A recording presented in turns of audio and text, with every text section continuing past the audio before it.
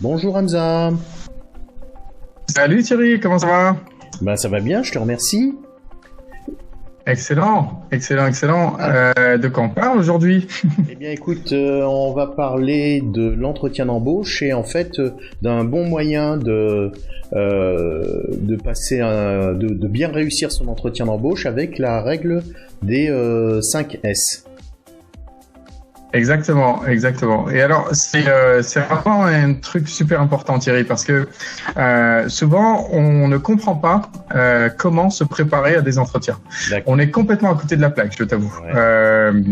Donc, la façon dont ça se passe, c'est que souvent, on essaye, par exemple, d'aller rechercher des questions d'entretien et on essaye de deviner un petit peu les questions des employeurs ou des recruteurs. Sauf que ça marche pas très bien. Okay. Ça marche pas très bien du tout. Pourquoi? Parce qu'on ne comprend pas le but de l'entretien. Vraiment, on comprend pas. On se met pas à la place de l'employeur. On pense que ce qu'on recherche, tu sais, souvent quand je travaille en tant que recruteur, j'envoie mes candidats chez mes clients et je leur dis comment ça s'est passé. Ils me disent, j'ai répondu à toutes les questions.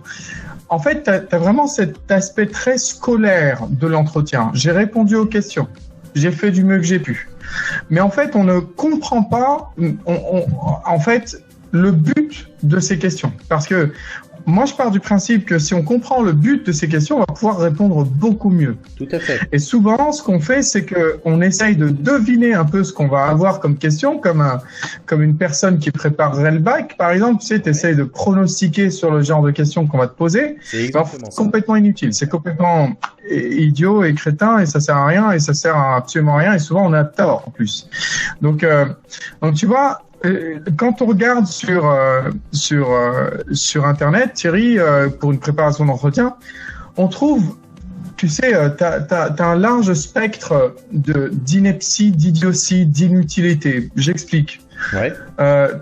Au bout d'un spectre, t'as l'apparence. Alors attention, pour les filles, faut pas mettre beaucoup de parfum. Pour les hommes, faut bien vous cirer les chaussures. Le sourire est très important. Regardez bien les gens dans les yeux. Et n'importe quoi. Mais vraiment, mais n'importe quoi. Mais vraiment, comme si c'était, tu sais, la personne, elle écrit. Alors ça me met en rage. Je passe sur ça et je me dis, mais arrêtez les gars, quand même. Il y a bien quelqu'un qui va leur donner de vrais conseils à ces gens. Toi. À l'autre bout du spectre, t'as, attention, les questions pièges à éviter. Il n'y a pas de questions pièges. Il n'y a pas de questions pièges. Chaque question, elle a un but très précis. Et c'est un de ces 5 S. Donc, devant toutes ces conneries, Thierry, pardon, mais toutes ces choses qui m'énervent, qui m'ont, je me suis dit, mais on devrait parler de la règle des 5 S. Parce que ceux qui vont regarder cette vidéo, eux, ils vont savoir. D'accord? Et j'espère qu'il y en a qui vont aussi partager parce que en fait, il y a plein de gens qui s'improvisent coach et tu sais, ils écrivent des articles, etc. En fait, ils en savent que dalle. Ils en savent que dalle. Et ça, c'est quelque chose que je voulais essayer de. Tu sais, un entretien, c'est une opportunité incroyable. C'est une opportunité de terminer, par exemple, de fermer une page chômage. Un entretien, c'est une opportunité de fermer une page de chômage. Un entretien, c'est une opportunité d'avoir un super boss, des collègues impressionnants, d'être motivé, d'être inspiré, d'être stimulé intellectuellement. Un entretien, c'est l'opportunité de rencontrer des gens qu'on n'oubliera peut-être jamais dans notre vie. Jamais dans notre vie. Avec qui on va passer la majeure partie de nos journées, la majeure partie de nos semaines et de nos mois. D'accord. Un entretien, c'est quelque chose de beaucoup trop important.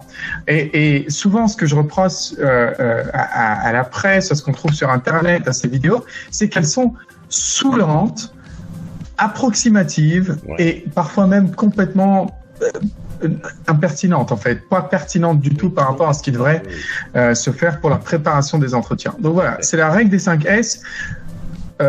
mélanger un petit coup de gueule, tu as remarqué, mais ça, tu sais, je les récupère moi à la fin. Ces pauvres personnes qui ratent leurs entretiens et qui savent pas pourquoi. Pourtant, je me suis bien préparé, etc. Donc, c'est vrai que j'accumule pas mal de frustration par rapport à ça parce que t'as envie de dire, mais oui, mais c'est pas de leur faute.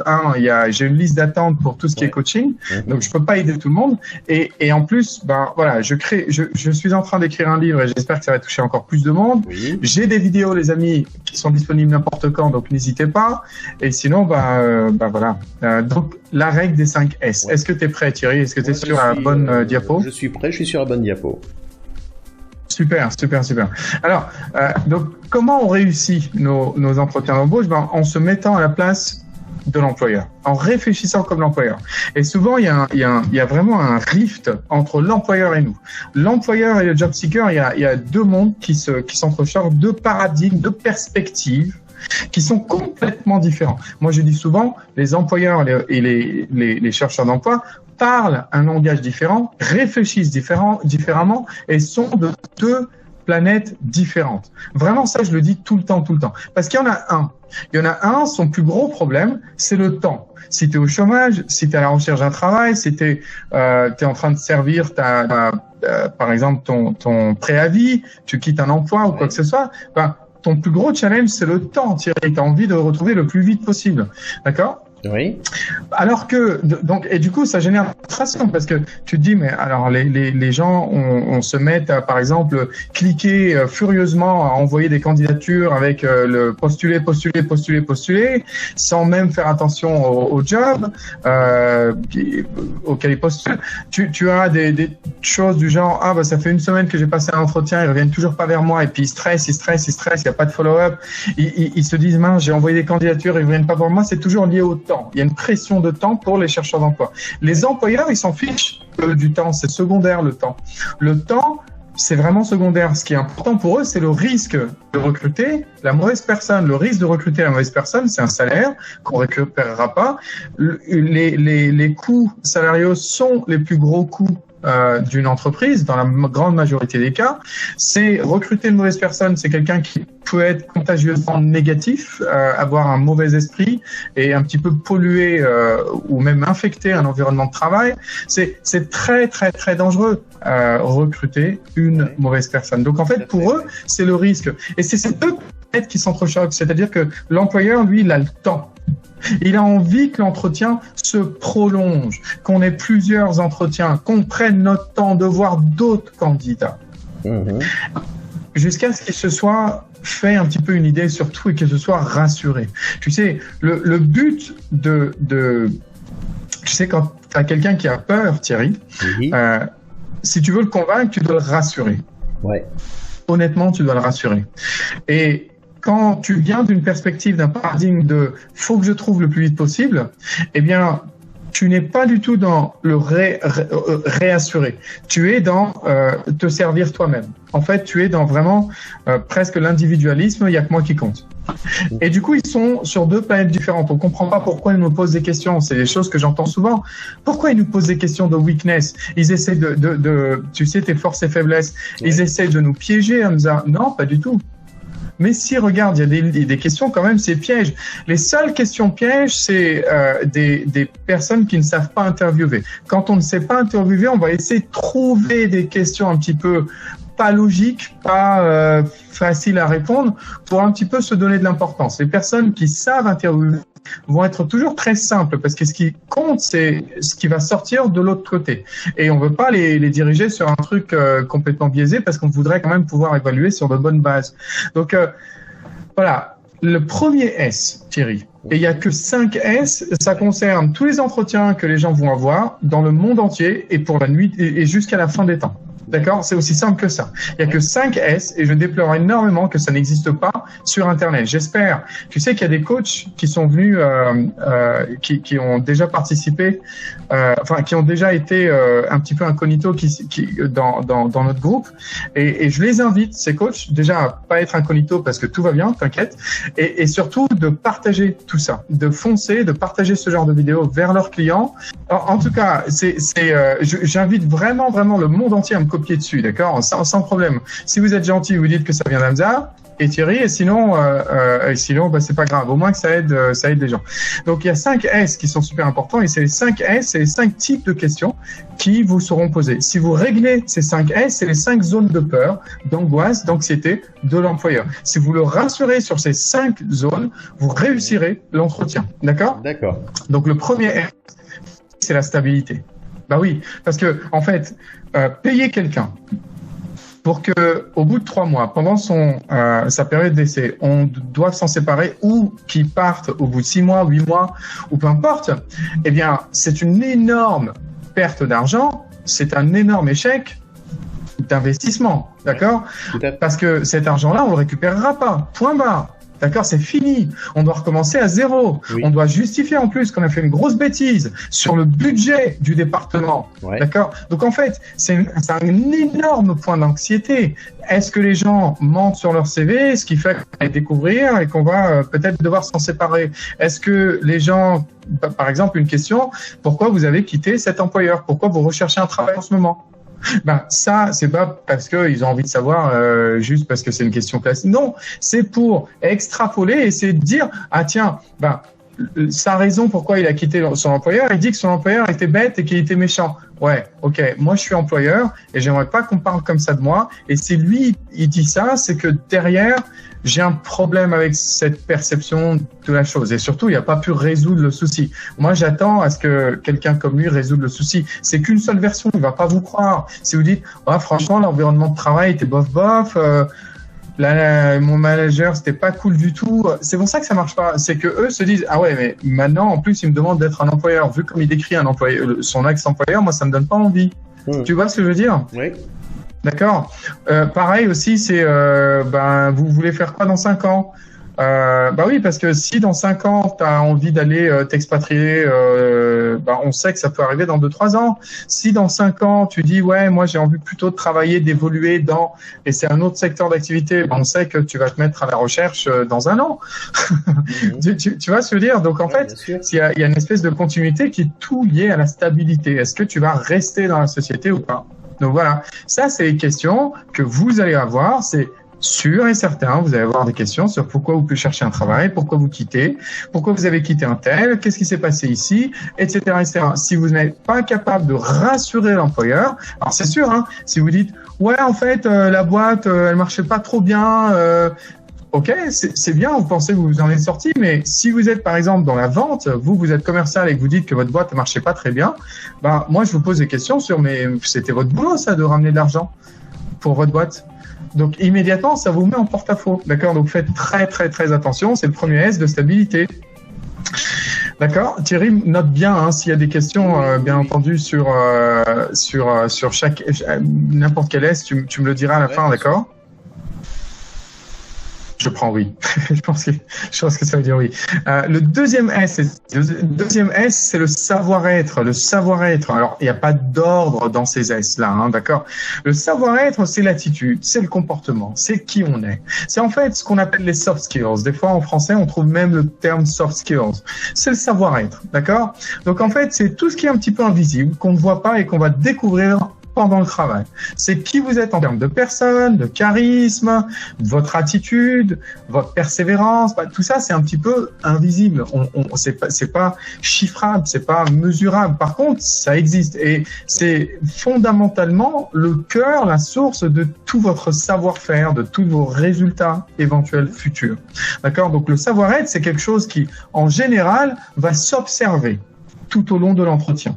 Elle va s'observer dans la façon où vous répondez aux questions. Si je reprends, par exemple, la question d'avant de la stabilité, eh bien, si je dis, pourquoi vous avez quitté cet employeur, c'est une belle boîte pourtant, et puis si vous dites, en fait, ouais, non, j'aimais bien, mais c'est mon manager, il est horrible, il fait ci, il fait ça, il fait ci, immédiatement, moi, en termes de soft skills, en termes de savoir-être, je me dis, ah ouais, d'accord, c'est quelqu'un qui prend aucune responsabilité, c'est la faute des autres, en fait, c'est la faute que de son employeur. À aucun moment, il a dit, j'aurais pu peut-être aborder le sujet différemment. À aucun, en fait, c'est quelque chose que j'observe pendant toute la durée de l'entretien, pendant toutes vos réponses. Donc en fait, il faut juste se rappeler qu'il y a trois clés que tout tous les employeurs du monde aiment, et tout le monde aime en fait, c'est la capacité à résoudre le problème. C'est-à-dire que tu as toujours deux types de personnes. Vous avez deux types de personnes. Un type de personne qui va, lui, dès qu'il y a un problème, il va demander à quelqu'un, il va demander à son manager et qui va consommer du temps de travail à son entreprise, qui va un petit peu être, enfin voilà, consommer, un petit peu manger, si vous voulez, la productivité des autres, parce qu'il va pas pouvoir ou vouloir prendre des initiatives, résoudre des problèmes, écouter, etc., etc. Alors, les amis, donc ça c'est le premier truc, c'est la capacité à résoudre des problèmes. Le deuxième trait de personnalité qui est absolument, qui est vraiment aimé, c'est la capacité à apprendre de ses erreurs. C'est-à-dire que faire des erreurs, c'est un petit peu tout le monde. Donc, ça sert à rien de paniquer quand on vous pose des questions du genre donnez-moi une instance où vous avez fait une grosse une bêtise, hein, une erreur.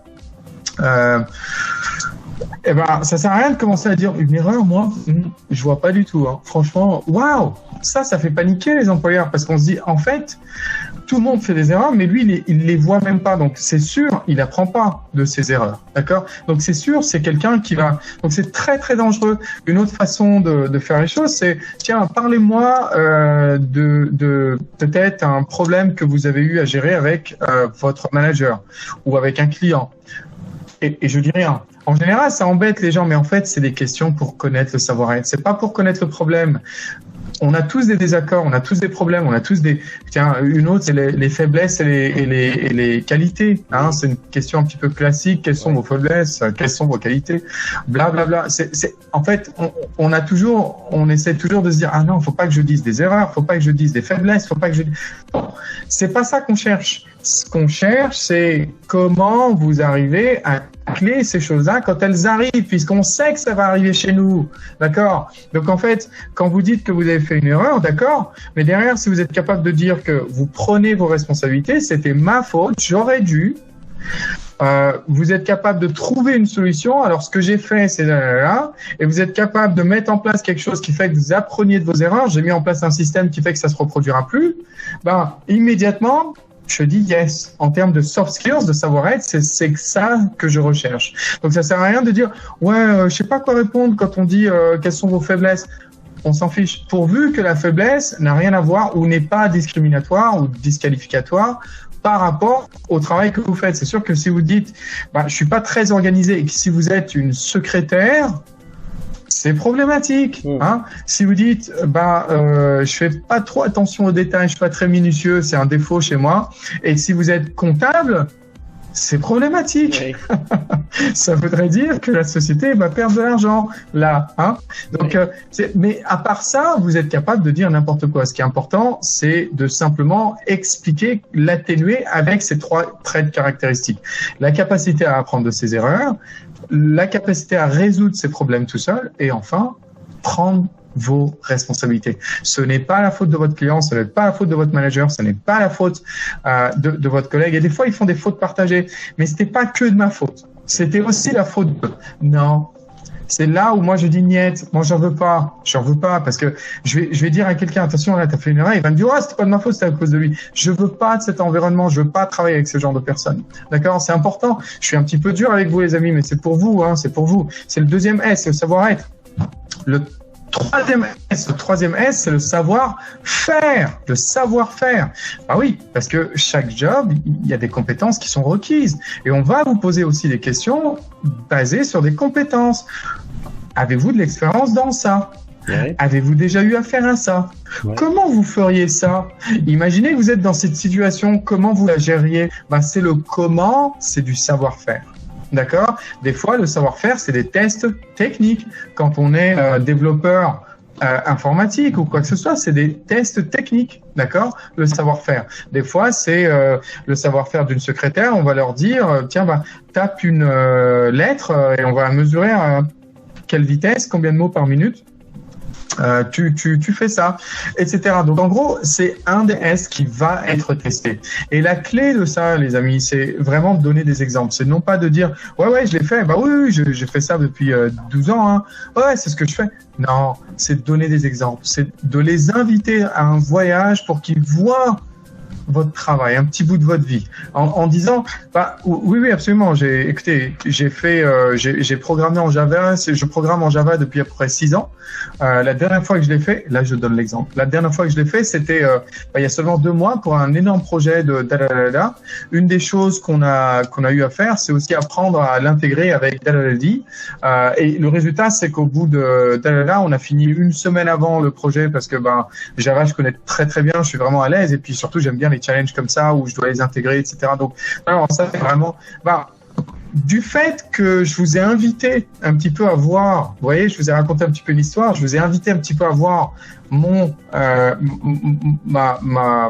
petit bout de vie, vous vous êtes mis en position de caméra de surveillance en train de me voir travailler.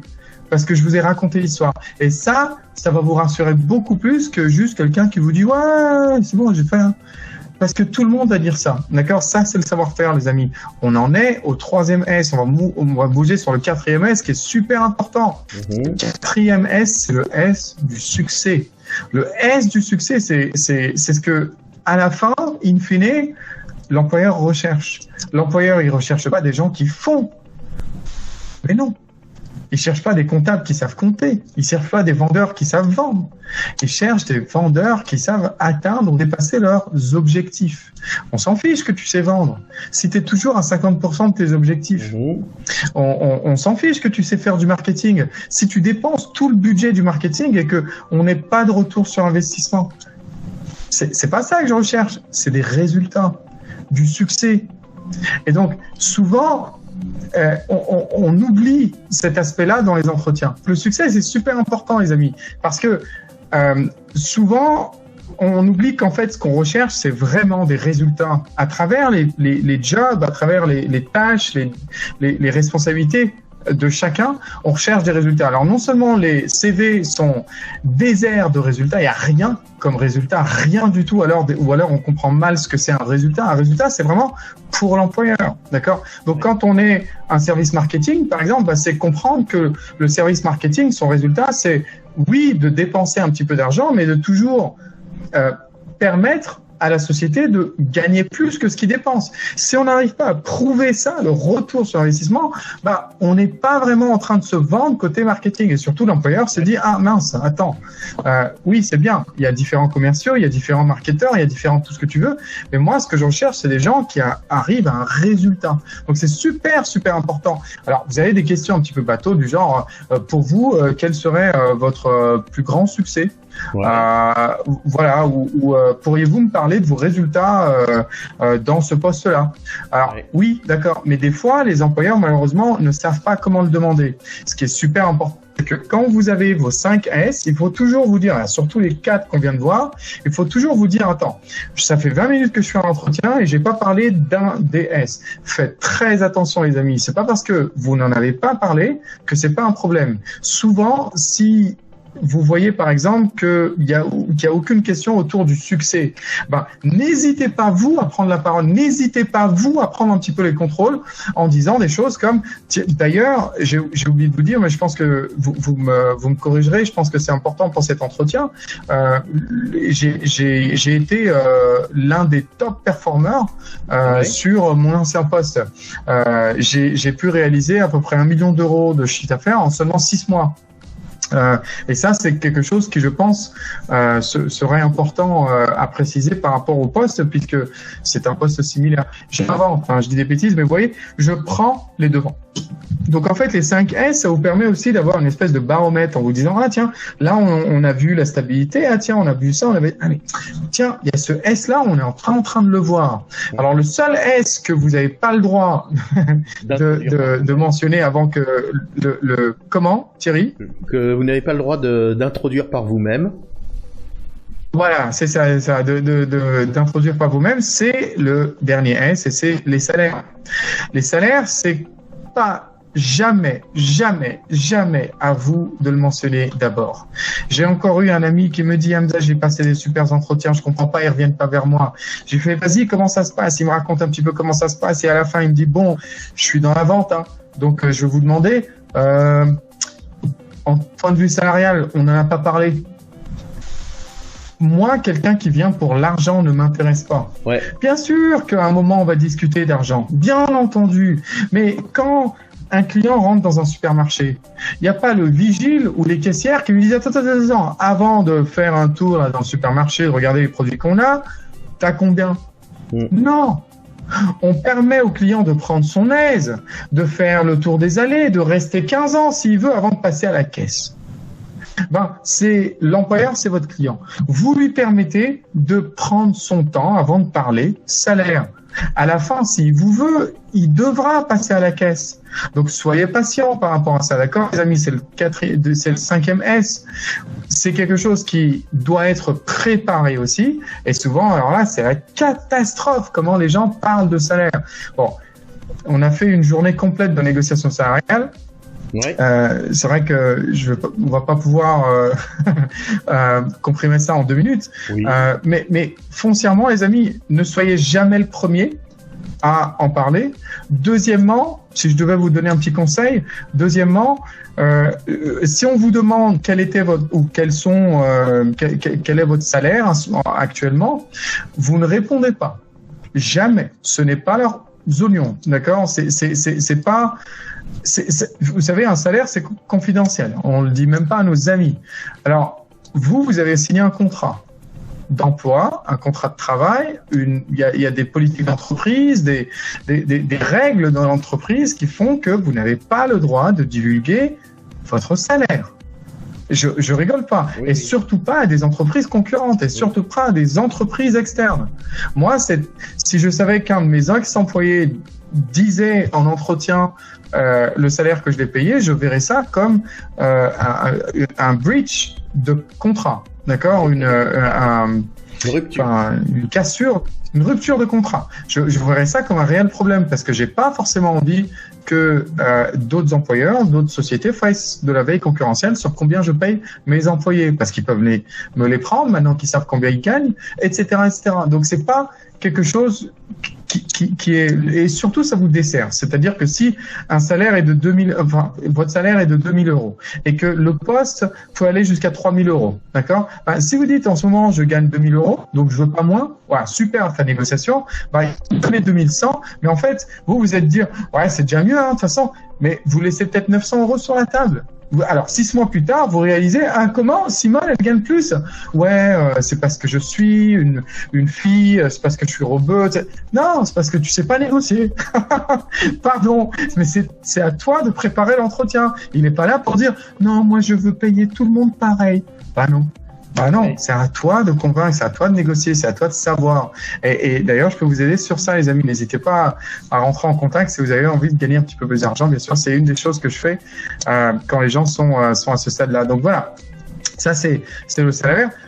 Et dernier type, j'ai envie de vous dire, n'y allez pas les mains dans les poches. Sachez ce qui se fait sur le marché. Souvent, moi j'ai déjà eu tellement de personnes qui me donnent des opinions de marché. Ils me disent ouais.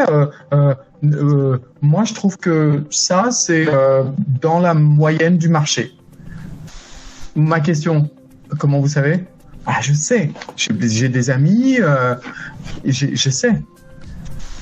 Et ma réponse, mais vos amis ne sont pas représentatifs du marché, madame. Tout à fait. Mais non, mais même je sais, tout le monde le sait que ça gagne entre ça et ça. D'accord? Ok, très bien. Puis je passe, bien sûr. Je vais pas. C'était une première opportunité où j'ai un désaccord et je vois qu'elle n'est pas du tout ouverte à même une discussion. Donc déjà, moi, ça, en termes de soft skills, moi, ça m'a.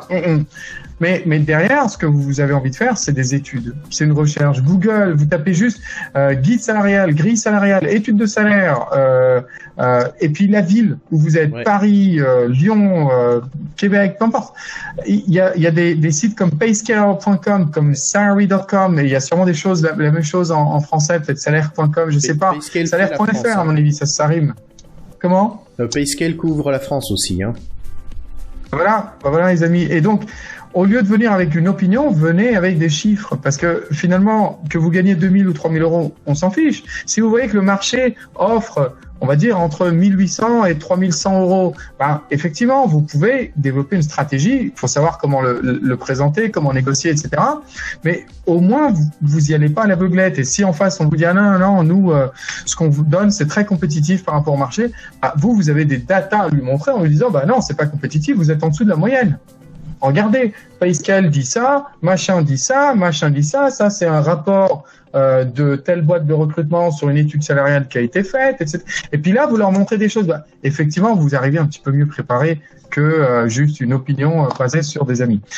Donc voilà, les amis, c'est 5 S dont on a parlé, c'est super, super important. D'accord. En gros, on a le premier, c'est la stabilité. Pourquoi vous êtes parti d'un poste, pourquoi vous quittez en ce moment un poste, pourquoi vous recherchez un emploi, où est-ce que vous allez, où est-ce que vous serez dans 5 ans, etc., etc. C'est pour un petit peu se rassurer que vous allez bien être là assez longtemps pour qu'il fasse entre guillemets un retour sur investissement. D'accord. La première année, en général, c'est des coûts. Vous êtes un coût en général. C'est peut-être la deuxième année que l'investissement se recoupe. D'accord. Le savoir-faire, c'est quelque chose de très important. Donc, quelle est votre expérience comment vous feriez ci, comment vous feriez ça. Et rappelez-vous, donnez-leur un exemple, donnez-leur une histoire, donnez-leur un bout d'exemple. Je me rappelle, la dernière fois que j'ai eu à faire ça, c'était pour un projet et puis là, vous leur racontez les choses. C'est comme ça qu'on fait, les amis. D'accord. Parce que la majorité des gens ne le feront pas. Ils vous diront juste, ah oui, ça je suis super Java programmeur. Ah oui, je suis ah oui, ça fait 12 ans que je fais. Ah oui. Ouais, mais tout le monde dit ça, quoi.